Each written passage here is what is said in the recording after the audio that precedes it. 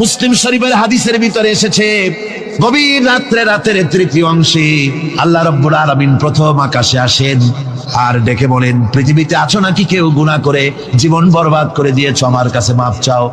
ঋণগ্রস্ত আছো, অসুস্থ আছো, অপমানিত আছো, কে আছো মাজলুম, আমাকে ডাকো, আমার কাছে বলো, আমি ডাকের সাড়া দেব, জীবনের আশা পূরণ করে দেব। ওই সময় যেই সমস্ত লোকেরা কাঁদে তাহাজ্জুদের নামাজ পড়ে, আল্লাহ জিজ্ঞেস করেন ফেরেশতারা, অমুক অমুক দেশ অমুক অমুক বান্দারা কাঁদে কেন? ফেরেশতারা বলে, রব্বুল আলামিন তুমি তো ভালো করে জানো। আল্লাহ বলেন, জানি, তবুও তোমাদের মুখে শুনতে চাই। তারা বলে, রব্বুল আলামিন তোমার এই বান্দা গুনাহ করেছি, গুনাহর জন্য মাফ চায়, জাহান্নাম থেকে বাঁচতে চায়। আল্লাহ পাক বলেন, ফেরেশতারা আমার এই বান্দারা আমারে দেখেছে নাকি? বলে দেখে নাই।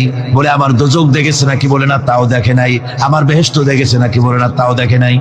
আল্লাহ পাক বলেন, ফেরেশতারা সাক্ষী থাকো, ওরা আমাকে দেখে নাই, আমার বেহেশত দোজখ কিছুই দেখে নাই, শুধুমাত্র আমার নবীর কথা, আমার কোরআনের কথা বিশ্বাস করে আরামের ঘুমকে হারাম করে যেভাবে তারা কাঁদতেছে, সাক্ষী থেকে যাও ফেরেশতারা, আমার রহমতের দরিয়ায় জোশ মেরেছে, আমার ওই ক্রন্দনরত বান্দাগুলিকে আমি আল্লাহ মাফ করে দিলাম।